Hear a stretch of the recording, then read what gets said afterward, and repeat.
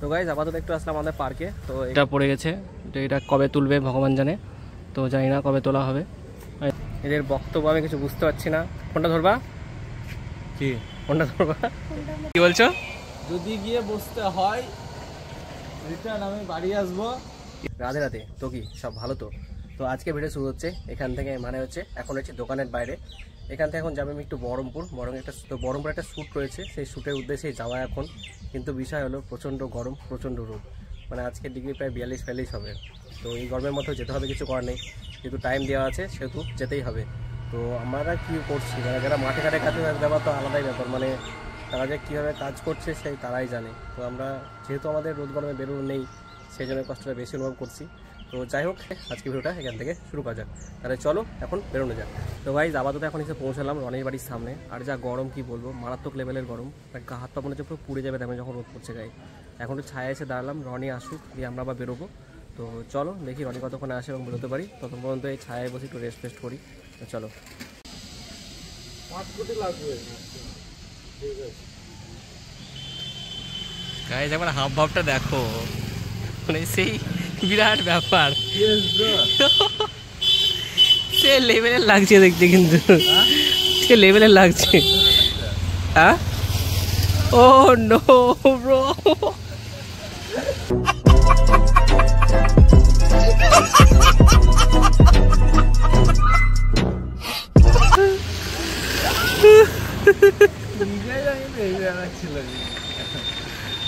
কি বলছো?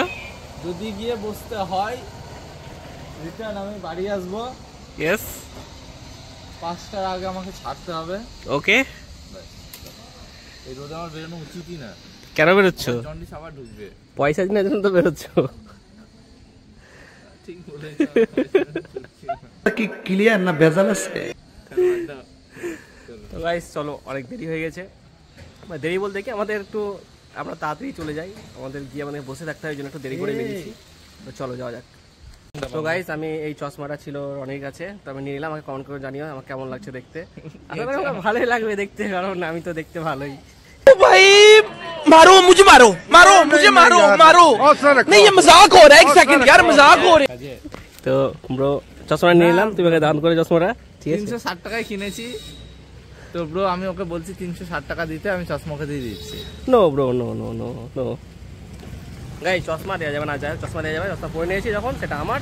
তাহলে চল আর বেশি দেরি না করে ঝটপট বেরোনো যাক। এই মাল ছাড়া কি আছে? চটনি বাদে, চটনি বাদে। आपका नाम याद है? नंबर भी चाहिए।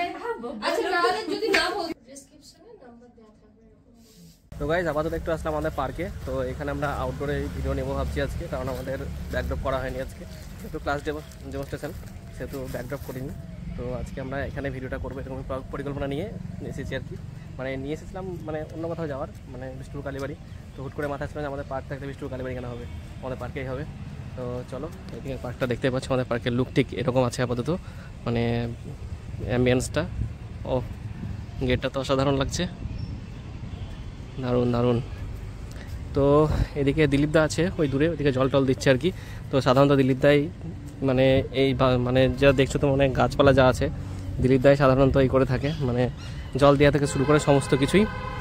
আর আমরা তো শুধুমাত্র দেখি আর কি করি। তো দেখি এখানে কিছুক্ষণ একটু বসবো, কারণ রোদ প্রচণ্ড রোদে এভাবে ভিডিও করা হয়তো সম্ভব হবে না, যার জন্য, বা ছবি তোলা সম্ভব হবে না, যার জন্য একটু বসে রেস্ট নিয়ে তারপর আমাদের ভিডিও বা ছবি এগুলো শুরু করবো। তো চলো দেখা হচ্ছে একটু পরে। তো আমাদের পার্কের হালকা করে একটু সিনেমাটিক শট তোমরা দেখতে থাকো।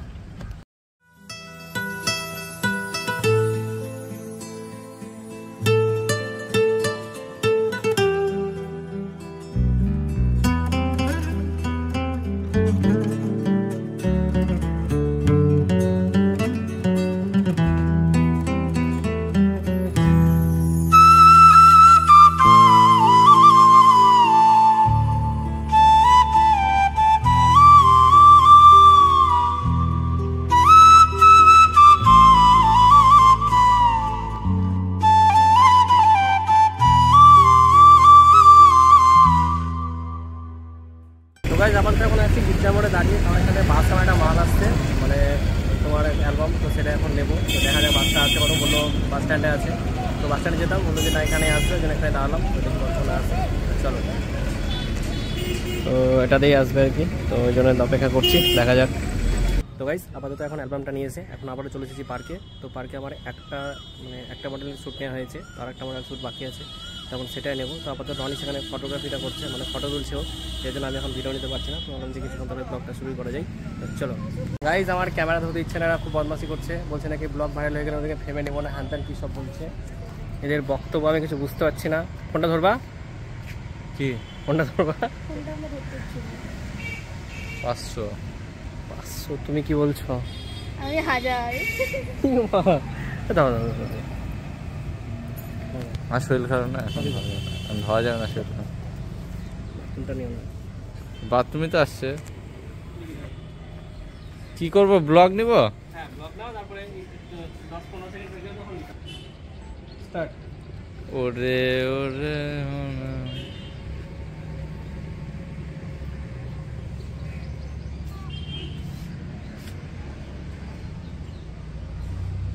তো গাইজ ফাইনালি আমাদের ভিডিও হয়ে গেছে কমপ্লিট। তো এখন যাবো আমরা বাড়ির দিকে।